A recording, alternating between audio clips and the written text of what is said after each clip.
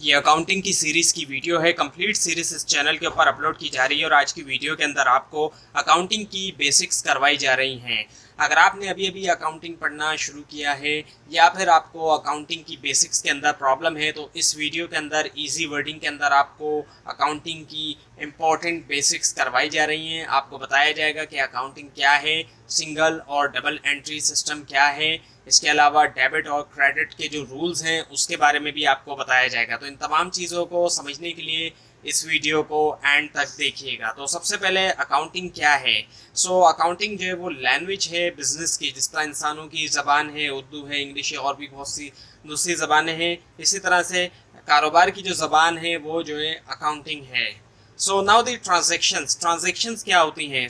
Accounting या business term के अंदर कोई भी जो डील होती है दो लोगों के दरमियान, यानी कि एटलीस्ट दो लोग होने चाहिए। ऐसा नहीं हो सकता है कि एक अकेला शख्स जो है वो डील कर रहा हो। दो लोगों के दरमियान जो डील होती है और उसके अंदर पैसा भी शामिल हो या फिर कोई दूसरी वैल्यूएबल चीज़ शामिल हो, उसको हम ट्रांजेक्शन कहते हैं।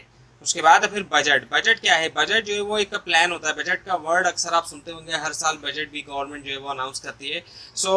बजट एक प्लान होता है इनकम का, एक्सपेंसेस का और जो दूसरे फाइनेंशियल ऑपरेशन होते हैं फ्यूचर पीरियड के लिए। बजट जो है सिंपली वर्ड में कहा जाए तो एक तरह से एक प्लान बनाया जाता है।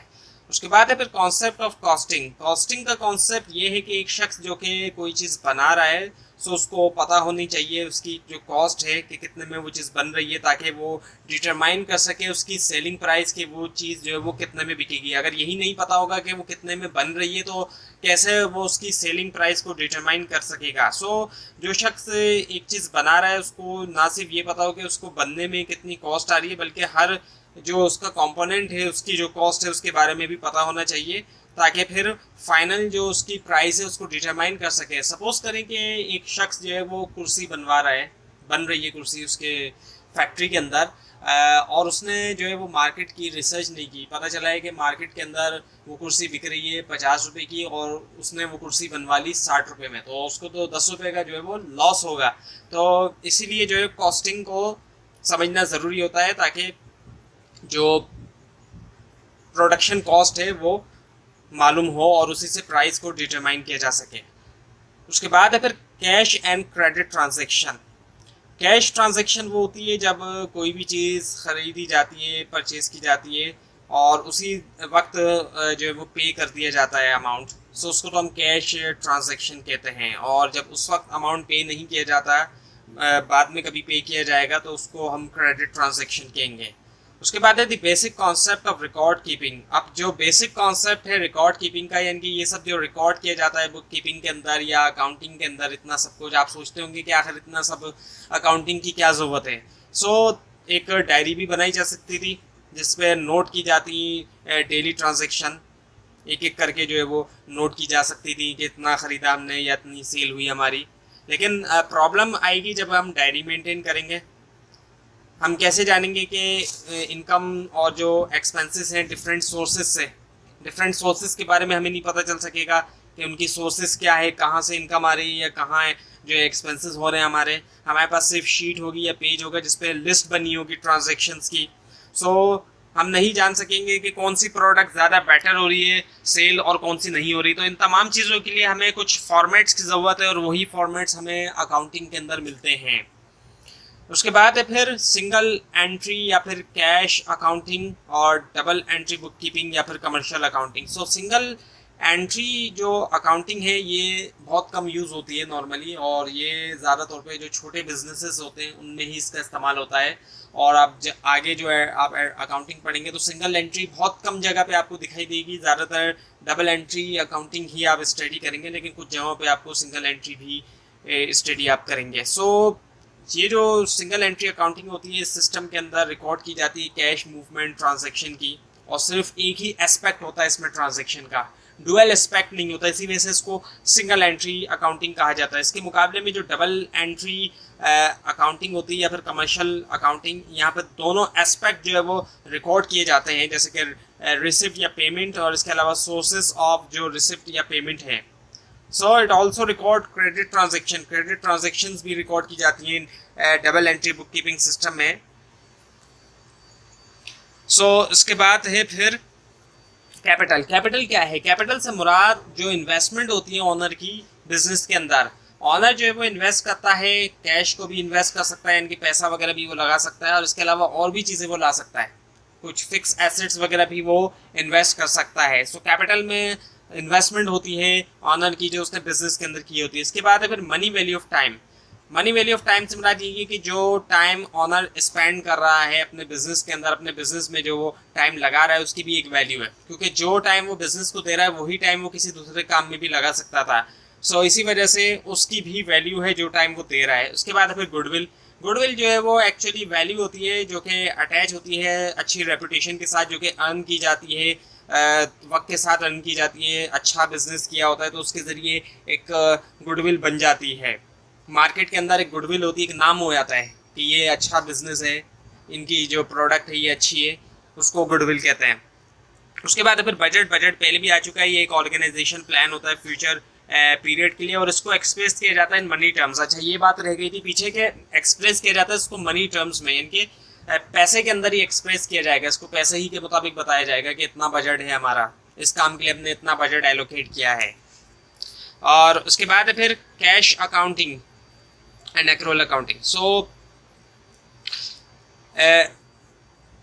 in the accounting system, ऐसा accounting system in which events are recorded when actual cash or check is received or paid। so जो cash accounting होती है, ऐसा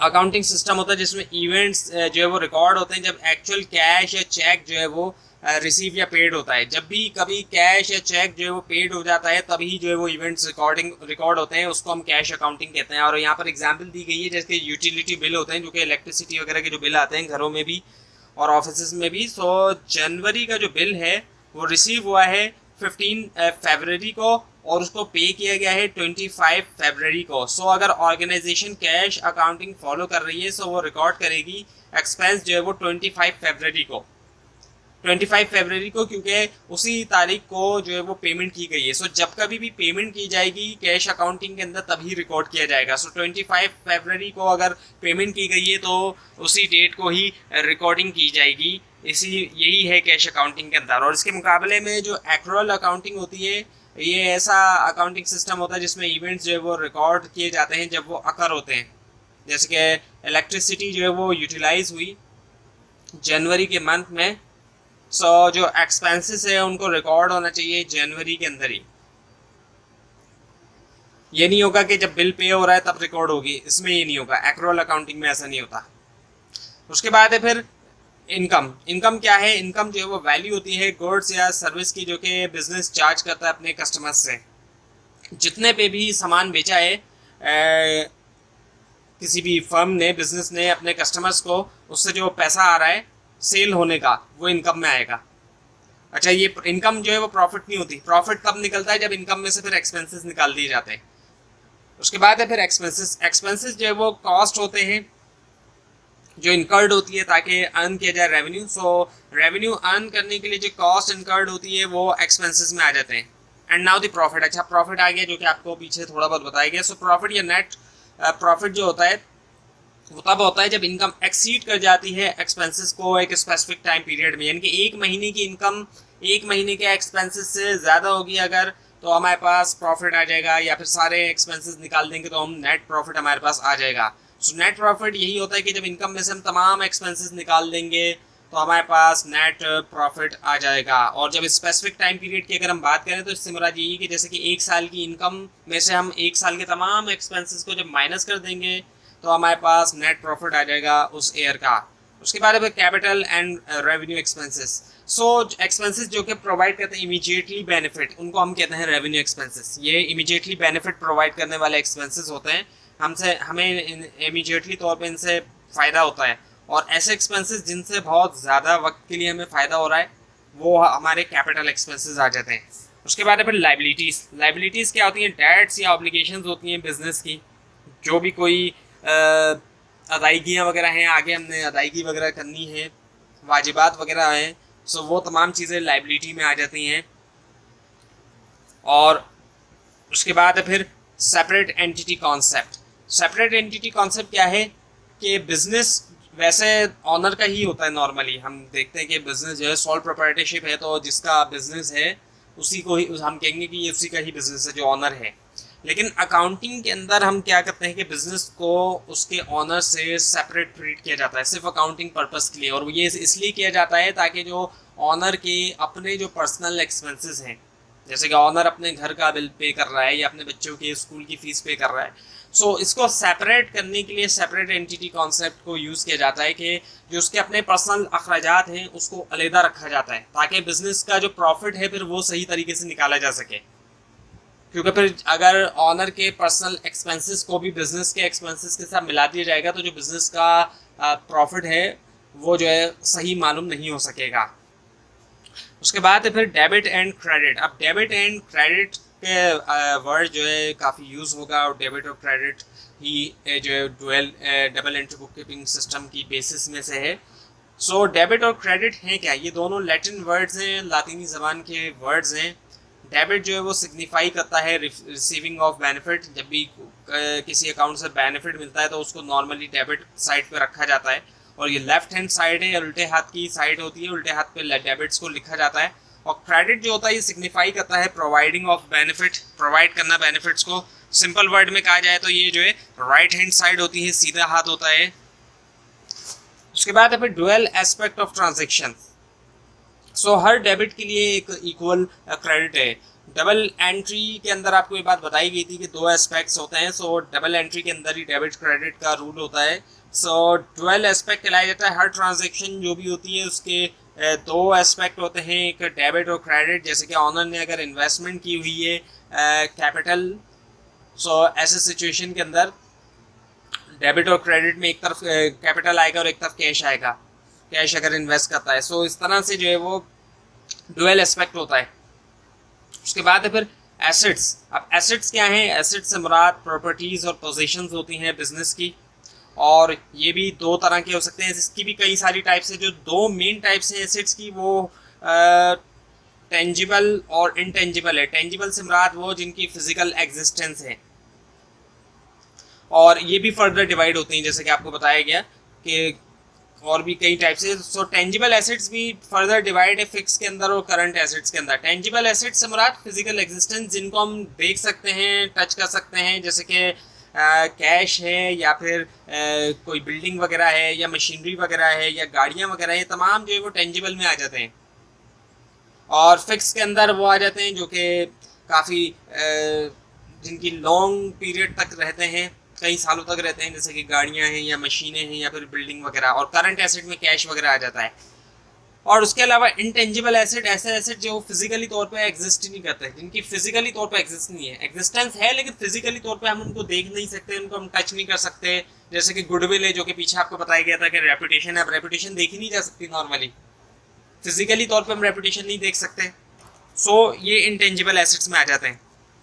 सो यहाँ पर भी एग्जाम्पल दी गई है। टेंजिबल एसेट्स के अंदर हमारे पास फर्नीचर है या व्हीकल है, गाड़ियाँ वगैरह हैं, और इंटेंजिबल के अंदर हमारे पास पेटेंट्स आ गए, कॉपीराइट्स आ गए और गुडविल वगैरह आ जाते हैं। Now the accounting equation. Accounting equation क्या है कि एसेट्स जो है are created out of capital plus liability to third party. यानी कि एसेट्स जो बनाए जाते हैं वो कुछ इस तरीके से बनाए जाते हैं कि जो कैपिटल एक तरफ इन्वेस्ट किया है ऑनर ने, और साथ में जो लाइबिलिटी है उसके ज़रिए। सो इसी वजह से एसेट्स हमेशा बराबर होता है लाइबिलिटीज़ प्लस ऑनर्स इक्विटी। इन दोनों चीज़ों के बराबर हमेशा एसेट्स होता है, क्योंकि एसेट्स तभी बनते हैं जब ऑनर्स इन्वेस्ट करता है कोई चीज़, या फिर लाइबिलिटी हो, लोन पे कोई चीज़ ली जाए सपोज, तो लोन तो लाइबिलिटी होता है। सो लोन के ज़रिए अगर हम लेंगे तो लाइबिलिटी बढ़ेगी और फिर एसेट भी बढ़ जाएगा, और ये हमेशा दोनों साइड हमेशा बराबर होगी। जैसे कि आपको बताया गया था कि डुअल एस्पेक्ट है, तो दो एस्पेक्ट होते हैं हर ट्रांजैक्शन के, इसी वजह से हमेशा ये दोनों साइड बराबर रहेगी। एसेट जो है वो बराबर होगा लाइबिलिटीज प्लस ऑनर्स इक्विटी के। और सपोज करें अगर एसेट बने ही लाइबिलिटीज से हैं, सारे के सारे एसेट्स को लाइबिलिटीज से बनाया गया है, ऑनर ने खुद कुछ इन्वेस्ट नहीं किया सपोज करें, तो फिर एसेट जो है वो इज इक्वल्स टू लाइबिलिटी होगा। और अगर ऑनर ने ही सारा इन्वेस्ट किया है, कोई भी लाइबिलिटी अगर नहीं है बिजनेस की, तो एसेट बराबर हो जाएगा ऑनर्स इक्विटी के।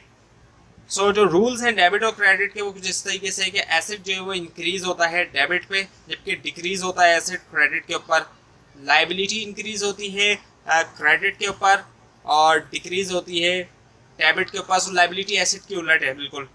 और एक्सपेंडिचर जो है इंक्रीज जो है वो होता है डेबिट पे और डिक्रीज होता है क्रेडिट के ऊपर। और इनकम इंक्रीज होती है क्रेडिट पे और डिक्रीज होती है डेबिट पे।